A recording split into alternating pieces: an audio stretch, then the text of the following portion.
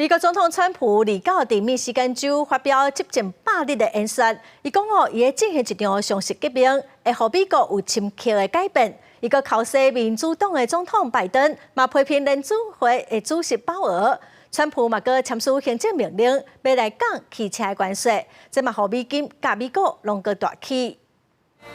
虽然美国几多间媒体民调拢显示，川普是自二次世界大战以来接近100日满意度上低的总统，不过都无影响川普庆祝的心情。We're saving the American dream. We're making America great again, and it's happening fast too. What the world has witnessed in the past 14 weeks is a revolution of common sense. 川普伫摇摆州汽车业制造重镇密西根州的华伦市，向热情的支持者发表接近100日演讲，讲家己一个边境政策、驱赶非法移民、加降低通膨的政策。伊讲汽车制造商怎么拢排队抢要伫咧中西部设新的制造工厂。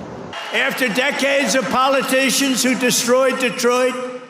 to build up Beijing, you finally have a champion for workers in the White House, and instead of putting China first, I'm putting Michigan first, and I'm putting America first. 川普也考试民主党前总统拜登，批评联准会主席鲍尔，一个家己侮辱家己，讲伫咧伊的治理下，南方边境非法移民的人数比去年3加14万人，减到只敢若剩7000多人，两个绩效也跌87%。因果随后美国媒体引用劳工统计局4月份的资料解说明，讲3月份一打的零售机能绩效是6.23美金，比2月的上悬绩效5.95美金也更加贵。另外，线上借贷业者联顶取新公布的资料讲，用先买后付款的方式买日常生活用品的消费者人数，自去年的14%增加到25%，表示愈来愈多人连日常生活的支出拢正红。美国经济评议会新公布的4月份消费者信心指数，